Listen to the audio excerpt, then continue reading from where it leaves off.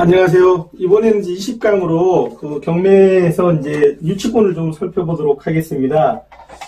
이제 경매를 공부하신 분들, 법원 경매를 공부하신 분들은 이 유치권에 대해서 뭐 공부를 안 들어보신 분도 없으실 거고, 공부를 안 하신 분도 아마 없으실 거세요. 다 공부도 해보고 들었는데, 제가 또 뭐 유치권에 대해서 어떤 경우에 이제 성립을 한다, 뭐 결정성이라든지 그런 거를 말씀드리고 싶은 거는 아니고요. 이 유치권이 신고되어 있을 때 이 유치권을 어떻게 이제 깨부술까, 어떻게 박살을 낼까에 대해서 저희가 했던 실제 사례들을 가지고 이제 설명을 좀 해보도록 하겠습니다. 하자 앞강에서도 말씀드렸듯이 결국 경매는 이 썩은 사과 부분을 잘만 도려내면 수익을 올릴 수 있습니다라고 말씀드렸잖아요. 그럼 이제 19강에서 봤던 이제 뭐 법정지상권도 있고, 그 다음에 앞으로 보게 될 종교 재산이라든지 학교 재산이라든지 아니면 뭐 토지 별도 등기 있는 거라든지 그 농지일정이 필요한 그런 것들을 어떻게 하자를 적절히 잘 활용을 해서 높은 수익을 올릴까. 우리가 이제 이 유치권도 한편으로 보면 이게 뭐가 될 수도 있지만 독이 될 수도 있지만 한편으로는 약이 될 수도 있다 그 얘기세요. 잘만 하면. 그러니까 아시잖아요. 유치권이 이제 신고되어 있다 그래서 그 유치권이 뭐 다 성립하는 건 아니고 일부가 성립되는 경우도 있고 또 전혀 성립을 안 할 수도 있잖아요. 아무튼 이제 이 유치권이 신고되어 있으면 그러니까 이 초보분들 입장에서는 경매를 처음 하신 분들 입장에서는 굉장히 좀 해결하기가 어렵다라는 인식을 갖고 계세요.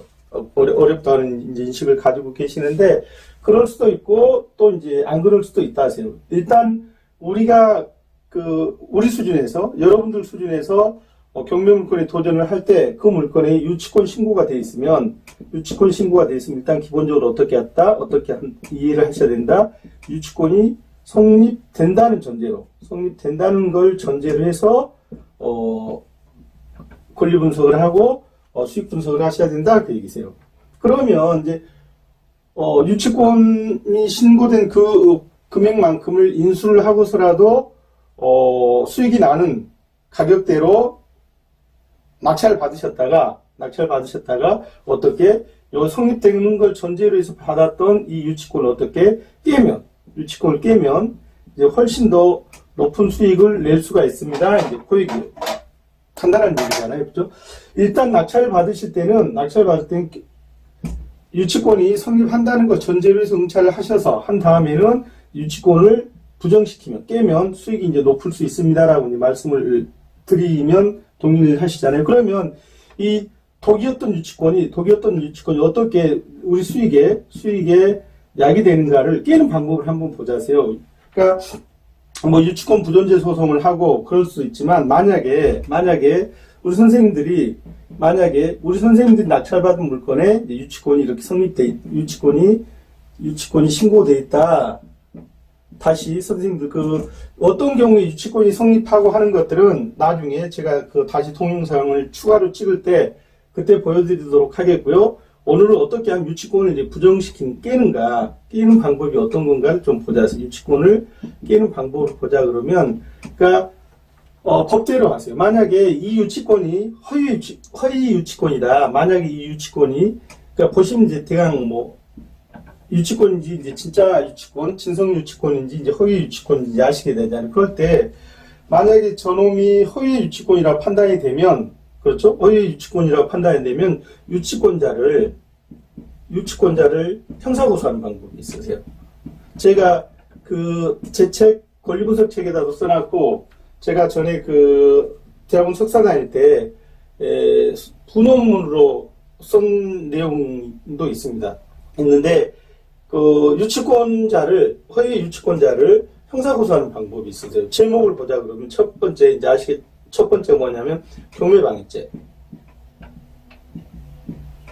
그 다음에 두 번째 사무소이죠. 세 번째 이제 입찰방해죄. 입찰방해죄는 경매방해죄로 하시면 됩니다. 그 다음에 이제 공무집행방해.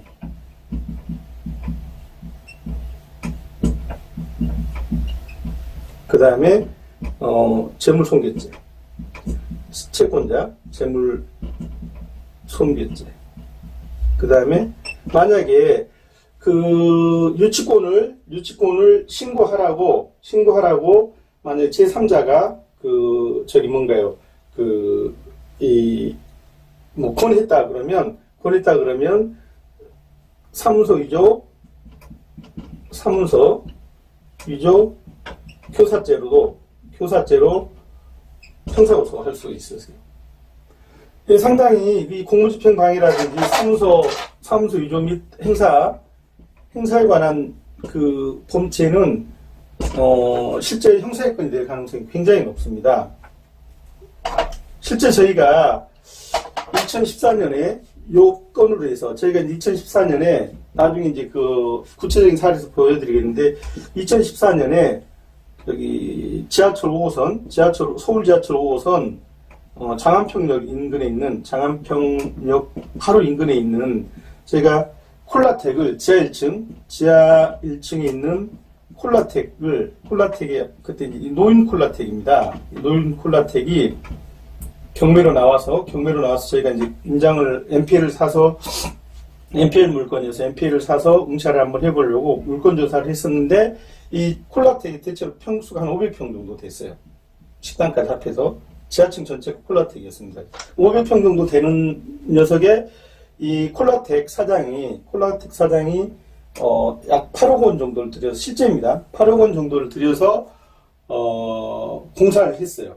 아시잖아요? 그러니까 콜라텍 사장이 자신의 그 영업을 위해서 8억 원의 그 인테리어 비용을 들이고 뭐 시설을 하고 해서 이제 뭐 조명 달고 뭐 바닥 깔고 해서 자기 말로는 한 8억 정도의 이제 그 비용을 들여서 이제 그 콜라텍을 오픈했습니다. 이랬는데 이제 그거의 경매가 넘어갔어요. 아시겠지만 이 콜라텍으로 활용하려고 들인 그 인테리어 비용 같은 경우는 이거는 유치권에 포함이 된다 안 된다? 안 됩니다. 안 되는데 뭐 그 사장님 입장에서 봤을 때는 했어요. 근데 한 개 문제가 해서 이 양반도 이제 그 기소되어서 재판받았어요. 그래가지고 집행유예가 따른 실형을 받았어요. 제 기억으로는 징역 8개월에 집행유예 2년인가 하고 벌금을 4천만 원인가 맞았어요. 그런데 이제 이 사장님도 그 형사처벌을 받았는데 이 사장님이 이 유치권을 신고하기 전에 바로 그 건물 1층에 그 굉장히 큰 건물입니다. 바로 장안평역에 붙어 있는 건물인데 그 1층에 전에는 이제 그 벤츠 매장도 있고 그랬어요. 그쪽이 이제 다 자동차 그 중고급 매매센터가 그 뒤쪽으로 있잖아요. 유명하잖아요. 거기 있었는데 이제 1층에 이 건물 1층에 중개업자가 이제 그 부동산 중개업자가 있었는데 이제 굉장히 친하셨나 봐요. 두 분도 그럴 거 아닌가 보면 지하고 1층에서 같이 영업을 하시니까 그래서 이제 집이 가게가 경매가 넘어가니까 자기가 이제 그 1층 부동산 중개업자한테 가서 이렇게 돼 있는데 어떻게 했으면 좋겠냐고 상의를 했더니 1층 부동산 중개업자가 이 지하 사장님한테 이제 한수 코치한 거죠. 한수 코치를 그러면 유치권 신고를 해서 가격이 떨어지면 그러면 이제 그 콜라텍 사장 당신이 낙찰 받으면 이익이 된다 이렇게 이제 코치를 했어요. 그랬는데 이때 이 물건의 경매를 넣은 회사가 청주에 있었던 모 신협이었습니다.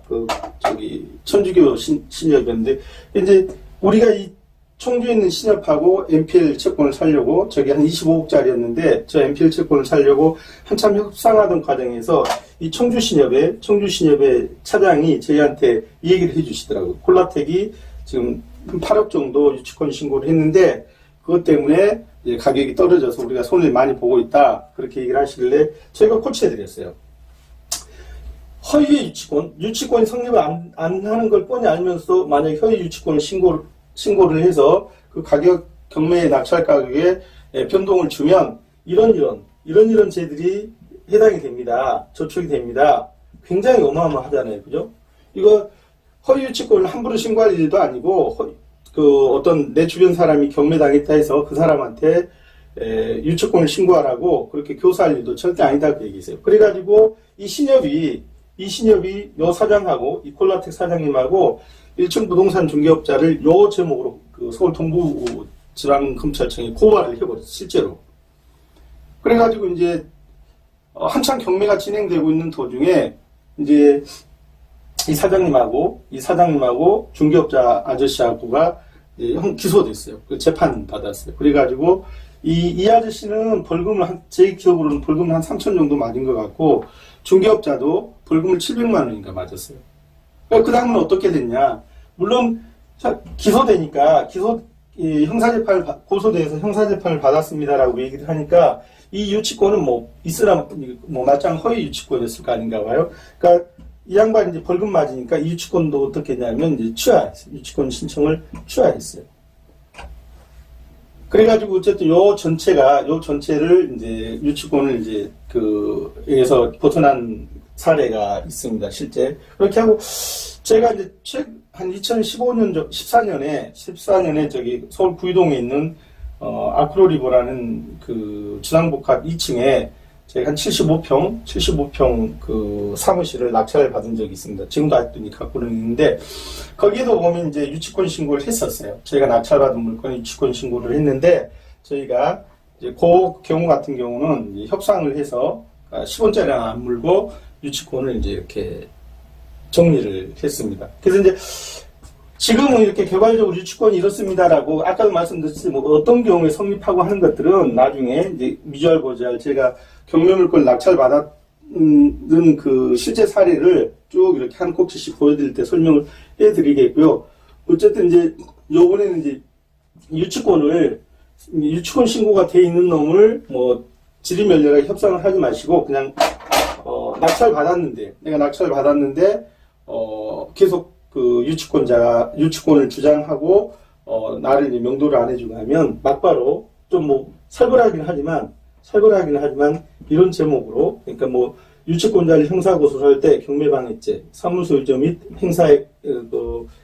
행사한죄, 그 다음에 공무죄. 이건 왜냐면 그 법원의 그 공무를 방해한 거잖아요. 그 다음에 이제 채권자의 채권 낙찰 가격을 떨어뜨리는 이제 재물손괴죄, 그 다음에 사문서 위조, 그 다음에 그걸 교사한 사람이 있으면 사문서 위조 교사죄로 형사고소를 하면 상당히 유치권이 빨리 쉽게 끝날 수 있으세요. 근데 그 유치권이 기본적으로 성립하고 그런 것들 나중에 다시 말씀드렸으니까 요번에는 어쨌든 유치권을 깨는 방법으로 이런 방법이 있습니다. 이제 제 경험상 굉장히 빠른 방법이세요. 제 경험상 굉장히 이렇게 빠른 방법이니까 이런 방법을 한번 고민을 해보시고, 그 다음에 이 내용에 관해서는 제가 그 시중에